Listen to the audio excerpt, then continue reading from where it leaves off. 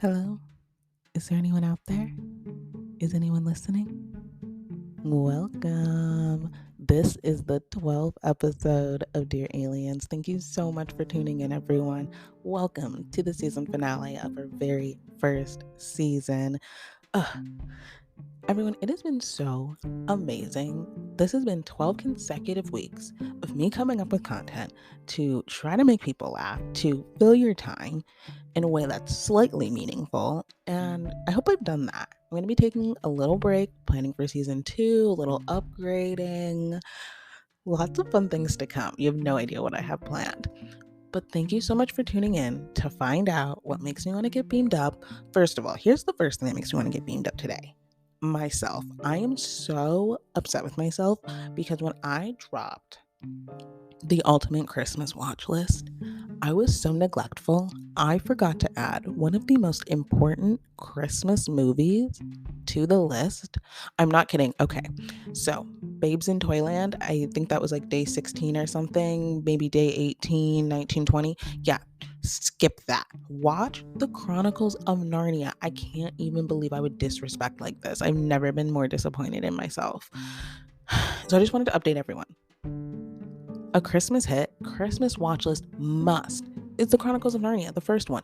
We literally would not have the other movies. We would never meet the beautiful Prince Caspian if we never had the Chronicles of Narnia, because that's where they met Santa. That's where Santa gave them the horn, the sword. He gave them everything that made them kings and queens of Narnia. So, let's show some respect. Let's watch the Chronicles of Narnia, everyone. All right. But jumping into what we're going to talk about today, I have something very funny. It definitely, all of these situations made me want to get beamed up so hard. I have a mini story for everyone. And then I want to introduce something new, something fun, something that's been occupying a lot of my time lately. And you know what? We'll jump right in. So, the first thing that I want to talk about today that makes me want to get beamed up, I'm titling this section The Worst Things That Have Ever Been Said to Me on a Date. And you will be shocked. So, first, I'll tell you the sentence or, what they said. And then I'll tell you the context for what happened. So, we're going to start with a banger, y'all. Here's something that a boy said to me. This was said to me on my very first date ever in life. I was a little small one. I was going to see the Hunger Games. And this is what this boy said to me on the date as he was, I'm assuming, trying to get to know me. I was adopted. And this boy proceeds to say to me, "What was the orphanage like?" Uh, I to this day, I am still shocked. I looked at him and I was just like, orphanages don't exist in America anymore. And he was like, oh, like the orphanage though in like Africa. And I was like, I never said I was from Africa. He was black, I was black, but it's still confusing because like I said I was adopted and then he assumed that I came from an orphanage in Africa. Like I get how someone might make that leap, but it seems like we're doing a bunch of bounds to get there. But that's just my personal opinion. I was like, this isn't an effort to try to get to know me. And then we went and saw the Hunger Games. And you know what made it worse? After we saw the Hunger Games, we went to, if you're Midwestern, you're going to be like, yikes, yikes. We went to Steak and Shake. And first of all, he sat same side of the booth as me, which is disgusting. But he didn't really have a choice. And you want to know why he didn't have a choice? Because you know who was on the other side of that booth? My mother and my younger brother. What the literal hell? I don't know what was going through anyone's head that day. Like, he didn't ask about the orphanage thing in front of my family because I don't even want to even think about how that would have even gone down. But I was just like, did you? So then I have to ask him some questions when we're back in this moment. Do you think that all adopted people came from an orphanage? And I'm about 90% sure that's what he believed. He thought that adopted people were orphans. And I was like, no, to my knowledge, both of my birth parents are alive. I'm not an orphan, just adopted. Like, what the hell? Like, I don't know, maybe things not to say. Like, even if I wasn't adopted, like, what if I was an orphan? Are you still going to assume I grew up in an orphanage? Because, like I said, those do not exist in America. So if I'm living in America, I'm probably not in an orphanage. And the thing is, I was like, do you mean a group home? Because I understand that someone might think that like a group home and an orphanage might be the same thing. But no, he fully meant like an orphanage. He was thinking Little Orphan Annie. That's what he was thinking. He was like, oh my God, like Quantrane Wallace. And I was like, no, Molly Halsey. I was never in an orphanage. Not that there is anything wrong with being in an orphanage. I just find that offensive to assume that if you're adopted, you were in an orphanage. And it's also just like not good date etiquette. Like at the end of the day, don't things to not say on a date. The second thing, and it's like not even worse. It's so equally bad to being asked if I was in an orphanage on my first ever date. But I was gonna say on one of my last dates, but it wasn't one of my last dates. On like a date I had a couple of years ago, it was very much like being on The Bachelor. Like not The Bachelorette, like it was like being on The Bachelor. Multiple girls, one guy, what's gonna happen? And it's actually it's so classic Bachelor finale. It makes me more mad now in this moment than in the past. Because in the past I was like, I'm sad, I'm hurt, I actually liked him. And now me in the looking back is like, ugh, gross, loser.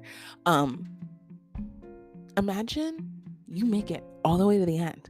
And he's like, I pick you. He was like, you're the one that I want.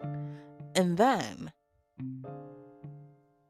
like within 6 days, classic Bachelor changes his mind. But does he tell me that in like a respectful way? No. On what would have been a first date, someone imagine you're on a date. You're like, oh my God, he chose me. You're on your date, and he's like, hey, I had to tell you something that I don't think you're gonna like. And I'm a really nice person. So I was like, oh, okay, well, like, don't be worried. I'm listening. And he's like, I have a girlfriend. Bro, we literally haven't talked for the last 10 hours. What happened in the last 10 hours? Because 10 hours ago, you did not have a girlfriend. Are you like, what's not clicking up there? Did a worm get in your brain? Do you have like, what? Imagine sitting on, and you're like having that, you're like, this is the first date, and being told that since you last talked to this person and he was like, it's you, he somehow has asked someone else to be his girlfriend. That is insanity to the nth level. And you know what? I was really nice about it. I was like, I'm so happy for you. I was like, if you're happy, I'm happy. Because we were in one of my favorite restaurants and I had already ordered a drink. I had already ordered my food, and I was not about to walk out on the delicious meal that I knew was coming to me. And people are like, no, just like take it to go. Listen, I was in a place that was home. So I was like, this is like you doing something rude to me in my home. I'm not the one that should leave. Like, if anything, he should have thought about leaving. We were in walking distance to my house. Like, not like he was going to be coming inside after. So, yeah, we did finish the meal. Did he pay? I think so. Did he deserve to pay? Absolutely. For wasting my time. I could have been in bed. I could have DoorDashed something. Instead, you're out here wasting my time. Ugh, ugh. Disgusting. Disgusting. And obviously, a lot of bad things have been said on dates to me. But the last one, when I tell you what he said, you're going to be like, well, was that bad? But when I flush it out, you'll be like, oh no, that's actually a lot worse. So you tell me, out of the 3 stories I'm sharing, which one is the worst? The last thing that a boy said to me on a date was, can I kiss you? And you're like, ew, that's cringe, that's an ick. But that's not why that entire situation was awful. So I want you to imagine you're dating somebody, or you're not dating them. You want to date someone, their ex cult, and he's never been in a relationship. He's never even held hands with anyone outside of you in his entire 19-20 years of life. And he says, after multiple dates, he finally works up the courage and he goes, can I kiss you? And you're thinking, that is so sweet, Molly. Like, that, why are you saying that that's something mean? I was so sick. I had food poisoning, but it was the last date we were going to have the day before I was leaving to get back on a plane to go to college. So I wasn't about to pass up the chance to go on another date with him. Like, I was like, I want this to be my boyfriend. I want this to work out. So I'm deathly sick. I don't even think he noticed. And he's like, can I kiss you? And I go, one moment. And I walk around the car and I violently throw up on the ground. So now the situation looks like, from his perspective, I just asked a girl who I think I like, and I'm assuming likes me, if I can kiss her. And now she said one moment, walked around a car, and then violently threw up.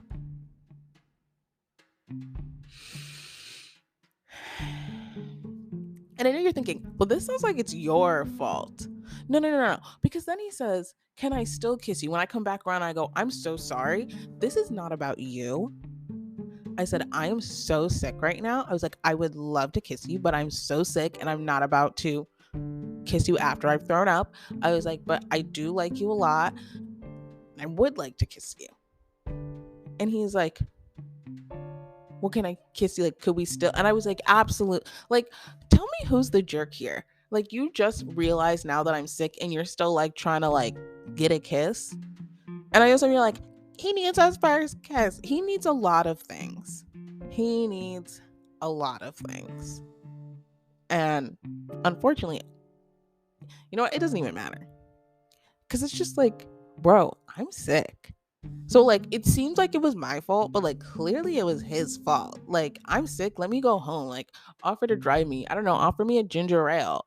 Don't be like, we should still kiss, right? Because that gives me like the without me vibes. Like the, oh, when a guy's like, oh, where were you? And it was like, oh, I just got out of the shower. And he's like, oh, without me? Maybe choke. I don't know. Think about it. I'm just saying, like, these are all really good case studies on like why we shouldn't trust men, because they're gonna come out and they're gonna say the worst, craziest stuff. And you tell me, this is the last bit. I just remembered this. I once had, and this is actually, I will say, the worst date I've ever been on in my entire life. And the man was confused about why I ghosted him. He says to me, we're talking about astrology. I don't even remember what his sign is. I never even saved his number in my phone. Like, that is how low level this man was. And he tells me, in what was a very tame conversation, that astrology is soft bigotry.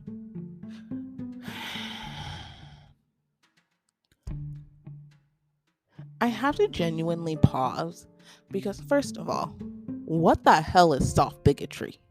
And second of all, bigotry, astrology, those do not correlate. That is not like, that is not a smart thought. It's not. Is there anything going on up there, or do you only have bubbles in your brain? Like, I'm genuinely wondering how you string together the sentence, astrology is soft bigotry. I'm now thinking that you don't understand what the word bigotry means. And the thing is like, I'm trying to be like, oh, is that not what you meant? Do you mean like you feel discriminated against because of your astrological sign? And he's doubling down, being like, no, it's bigotry. And I still saw him, even though he said that. Let me tell you all, I talk about how the bar is in hell. I don't even know what the outer darkness, that's what I said, was lower than hell. Yeah, This man, he must be in outer darkness to be saying some dumb shit like that. And you know what? Speaking of dumb shit, that takes me right into my mini story for today. I was scrolling through. I was like, I need to remember some good times that I've had. And all of a sudden, I'm getting on a plane next week, and I just had flashbacks to a couple of years ago when I was on this flight, and it was a late night flight, like maybe 9 p.m. And you all get on the plane. I'm like in row 8 maybe. And when it's at night, obviously the plane, they like turn the lights down low. And this woman, when we get in the air, we get high enough and they're like, oh, you can take out your laptops and iPads. She pulls out her iPad, full brightness. First of all, that's disrespectful. Then proceeds to open up Duolingo and take a German lesson out loud on the plane. Bro, this flight is an hour and 45 minutes. You are not about to spend the next 30 minutes doing a Duolingo lesson. And the thing is, it's not that I don't understand. I understand that Duolingo threatens to murder your entire family when you try to skip your lesson for the day. I understand. CVS is cutthroat the same way. They say, come pick up your prescription or we'll literally rob you. But this woman, she had no thoughts, no earbuds. She was like full volume. Everyone is going to be taking this German lesson with me. And she was not good. She was on like level 30 or something, and she was not doing well. I was like, lady, you need to back it up a couple steps. Like, you need to be retaking these classes. And you're like, do you even know any German? Yeah, I know a little bit. I went to school with a lot of people who spoke German. So you know what? I picked up on some phrases. I'm pretty sure my German might be better than my Spanish at this point.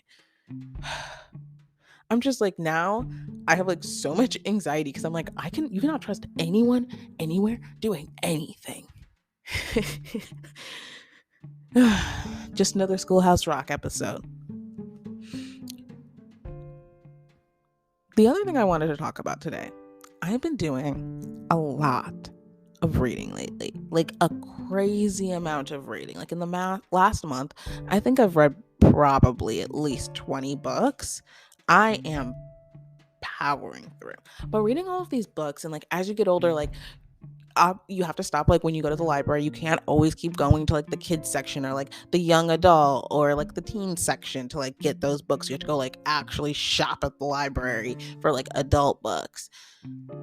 But you know what? I want to take it back to some childhood goodies. And the thing is like, I get it, reading is boring, and I wasn't a reader. The first book and like that's not the thing, is like, oh, I didn't have books. I had so many books, and I enjoyed reading, but I wasn't interested in reading chapter books until the 5th grade. And I read this book. Okay, I don't know if I recommend this book because I don't remember the plot fully, and it was kind of dark. I'm pretty sure it was called Redwall, and it was about like a mouse versus rat. It was like a rodent war, but it was medieval times. It was so dark. There was like a lot of death, and I kind of felt like I was way too young to be reading it. But I started it, and I just could not stop. And that got me into chapter books. And you know, I'm really grateful because let's just run it back. I'm going to talk about one specific series today, but like, who remembers how good series were when we were in middle school, the beginning of high school? They were coming out with the best books. Diary of a Wimpy Kid. We will definitely be talking about Diary of a Wimpy Kid. Hashtag not my Roderick. Hashtag cheese touch. Are you kidding me? You know what? Diary of a Wimpy Kid, that was really a movement. And let me tell you why. Because here are some of the other series that I absolutely adored. Dear Dumb Diary. I was like, this girl is going through it. I just felt so seen. Dork Diaries. This girl, she's like, I am so dorky. She's like, nothing in my life ever works out. All of the drawings, she's like a stick figure. I'm like, this is literally me. I cannot draw anything better than a stick figure. Like once my history teacher forced us to, I don't know, we were reading like Quiet on the Western Front, I think it was called.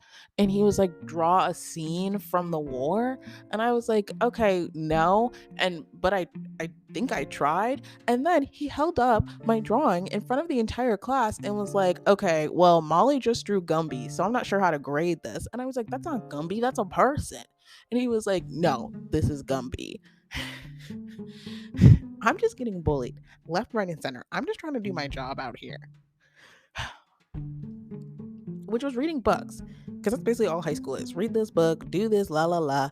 And it was like, I'm just trying to mind my business. I felt like I was a dork. I felt like I was dumb sometimes. So I was aligning myself. I was like, Diary won't be kid. That understands me. And you know what? That led me straight down the path to read the hit series turned movie, The Click. Oh, if you watched The Click in middle school and it didn't turn you into a bully, what are you doing? Like, it was the best. It literally made bullying look cool. And I know that bullying is terrible. Let's stop bullying. I even had a campaign once called Bully Less. Because you know what? We should bully less. But some people who don't get bullied, look what happens to them. Some people need to be bullied. I'm better for being bullied. I was bullied by this girl. Well, I was bullied by a lot of people. But the one person I'll thank, I had this one bully at camp. It was the first time in my life I had ever really felt extremely disliked for absolutely no reason. And at the end of this week of camp, this girl comes up to me. I think I already told this, but like it just really hit me in the heart. She comes up to me and she goes, Molly, you're the biggest bitch I've ever met. And then she went and hopped in a minivan and drove away. And she changed my life. Bullies can change your life for the better or for the worse, but hopefully for the better. And you know what? The Click girls, not only were they bullying others, they were bullying each other. And you know what? You could tell from the title what was going on. Revenge of the Wannabes.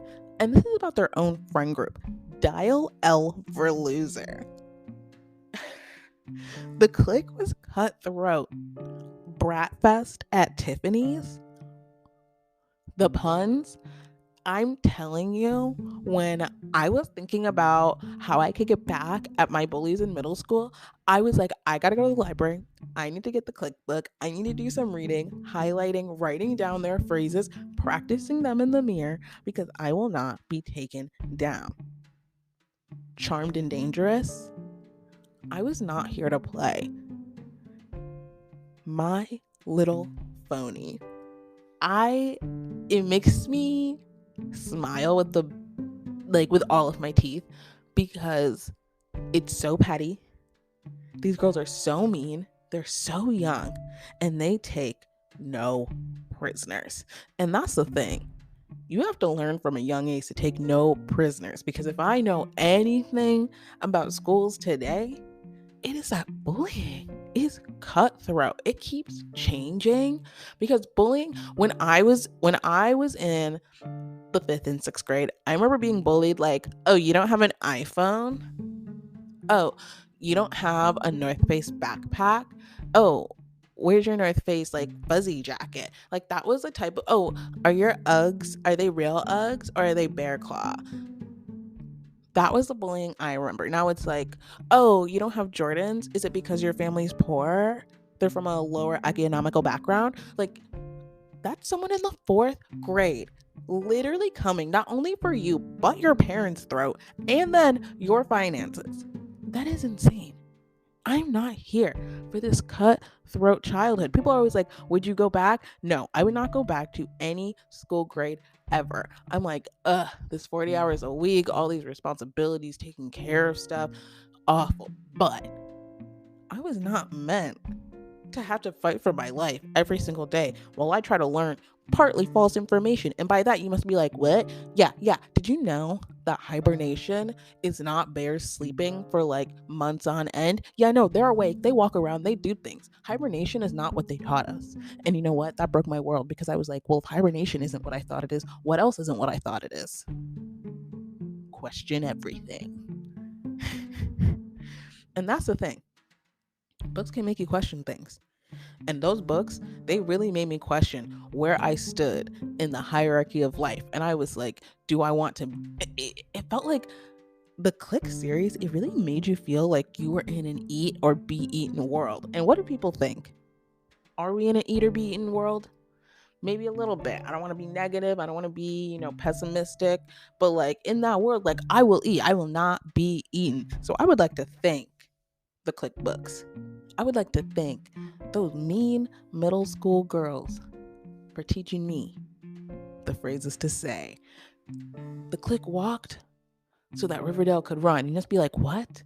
If you listen to the insults, oh my gosh. Betty Cooper, the Riverdale episode where they're doing the Heathers musical, this is so niche and insane. At one point, Betty turns to Veronica and she's like, oh, you're playing the rich girl's daughter, daddy issues, who gets whatever she wants and steps on everyone. She was like, who does that sound like? Does that sound like you? She was like, rich girl, daddy issues, cares about no one else's feelings. Check, check, check. You're not telling me that whoever wrote that never read the click? Insults for days, roasting. We need to call the fire department because these people are taking no prisoners. They are setting fires. Yeah. It has been a crazy 12 weeks. We've been putting out these podcasts. People have been listening. People have been laughing. I would say the biggest piece of feedback I keep getting is people telling me that when they're listening, they try to respond because it feels like we're having a conversation. And you know what? We are having a conversation. I'm really glad you're here. How are you doing? Are you enjoying this? Do you have notifications on? Are you subscribed to the podcast? Because if you are not, hit that subscribe button. Make sure you have your notifications on for me because we will be back in 3 months. You don't want to miss it. It's going to be epic. But thank you all so much for tuning in. For all of you who have listened to all 12 episodes so far, that may not sound like a lot, but you have given me at least 6 hours, if not more than that, of your time. Please pat yourself on the back. That is incredibly kind. The last person to do that was my mom when she let me explain the entire Twilight series plot for an 8-hour drive from Chicago to Wisconsin. Thank you, Mommy. I love you for always listening to me. And thank you, everyone else, to listening to this. I did that, so now I could do this. We'll see you in a couple of weeks. I hope everyone has a very lovely end of the year. I hope you have a great new year. And if you're listening up there, you can find me at the Block Estate in Westchester, New York. And I'll see you in the new year.